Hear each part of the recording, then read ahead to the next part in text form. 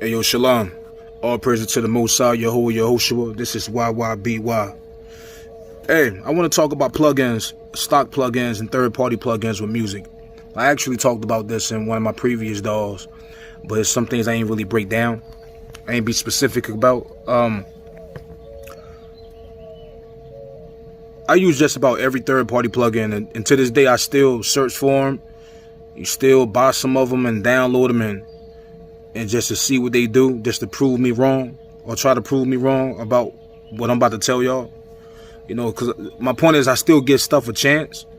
You know, a lot of the reasons why I use a lot of the reasons why I only use stock plugins. Only time I use a third-party plugin if it's one that my DAW do not have. Like, for example, I got Studio One, so Studio One don't come with distortion plugins. You just got a gate, but it don't come with like certain type of distortion plugins. And I use a certain brand, or for example, like the Auto Tune, you know, stuff like that, or a real tape, or something like that. You know, certain special plugins that it don't have. But overall, I use stock. The reason why I use stock, for a lot of reasons. One of the reasons is that you don't got to deal with a lot of CPU problems or bugs.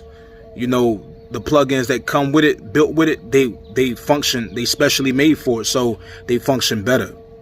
You know, they function way better as far as the functionalities and everything. Yes, it's not what you use, it's really what you know, end of the day. Some things are better than certain other things, or have certain, you know, unique tricks or whatever with it. But overall, it's really what you know. Two is that a lot of these companies that sell their plugins, man, they don't function well with DAWs. And what I mean, sometimes they got a bad update. You got to wait for the update, so now it don't want to work. Or you dealing with some stupid keygen or some stupid what they call them where you got to, you know, like how waves are. You got to use a certain passcode, download this other software, download the plugins to that. You can only use them on one computer, and then when you try to use them on your other computer, your travel computer, then you run into problems of switching. You know, it happens, man. And so when it's time for you to do some work, now you can't really use your plugins, and it's holding you back that you really want to use. But when you got the stock stuff, you don't got to worry about all that. It's already in there. You don't got to worry about none of those problems. Another thing is that the reason why I use a lot of, you know, stock plugins is because, one, like I said, I use Studio One. It's only a few DAWs right now that's compatible with 4K display HIDPI. Y'all, I love it. And that means that's quality. That means that when you got your screen is 4K or your laptop is 4K, that means that your DAW is compatible with 4K. So when you're looking at the screen, it's straight beautiful, quality, crispy, sharp, just like how you like your TVs to look. That's how Studio One will look. That's how Bitware will look. That's how, it's only a few DAWs. That's how Reaper will look. A lot of DAWs not even stepped up to that part yet, like Reasons. Cubase got a certain setting that you can use on it, but it ain't. I tried it. It don't function that well. Sonar don't use it. There's a lot of DAWs, but Sampler2 don't use it. I think Logic do support 4K display, but check this out. 4K display is very sharp. So for those who have seeing problems or their eyes is not very sharp, they wear glasses, they want to have something very sharp. Because if you don't, then you stuck in the 1080 or the 1920 or whatever resolution you're dealing with. So now your DAW kind of look like a blurry little look. It kind of look blurry a little bit. So that means that your plugins will look like that to a certain extent.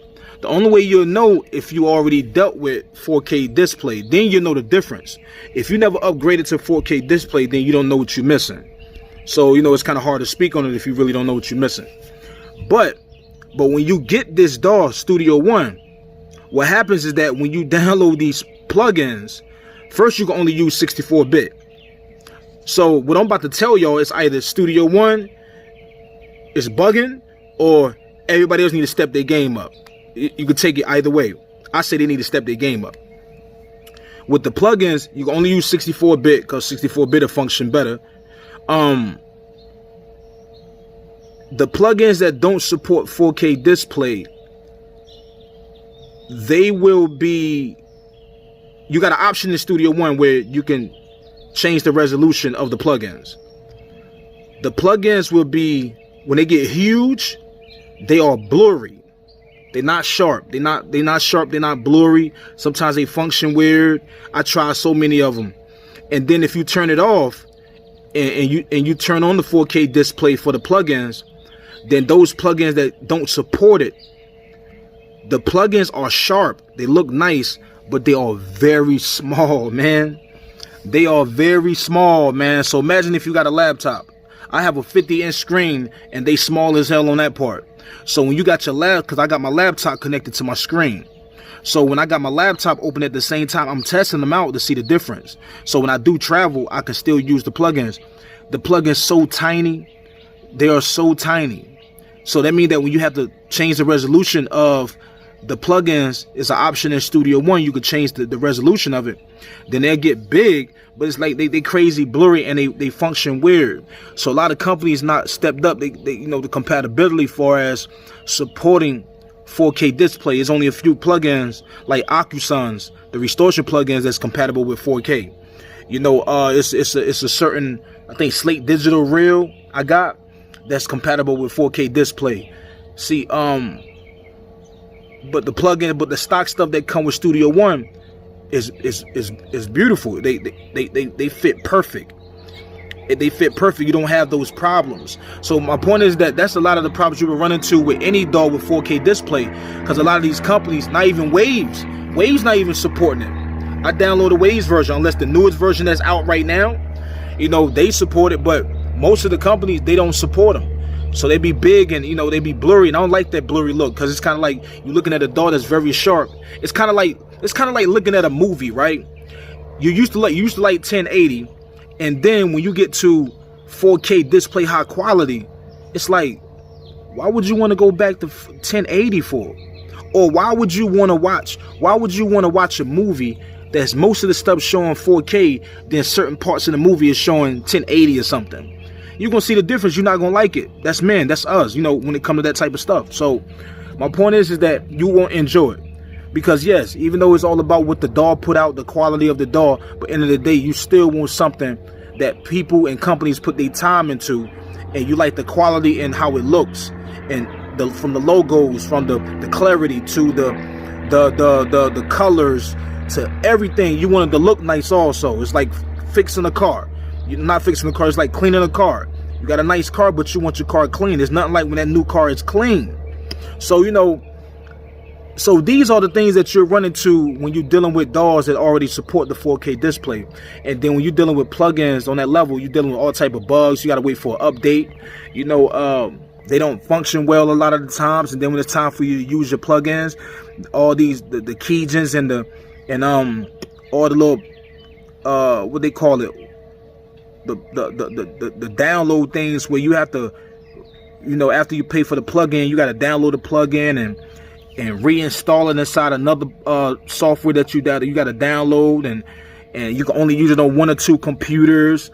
Like, too much control over something that I paid for. I'm not feeling that. That's why, and I was always a guy who always I was caught up in just third-party plugins because of the way they look, and, you know, just to test it out to see what it's about. Now it's more with me is I love the stock instruments. And it's hard to find good stock instruments because sometimes when you deal with third-party instruments, for example, let's say you're using Reaper, they don't function. The only way you understand that is that if you're using a DAW like Studio One or Logic or FL Studio or Reasons, and they got their own stuff that's built in it, it's function a certain way. It reads it a certain way. You can drag and drop a certain way. All these special little simple little things that a lot of the third-party companies don't function with that specific DAW like that. And you're going to run into those problems. And now you just spent $200, $300, $400 on a plugin that you can't get your money back from. This is YYBY. Peace.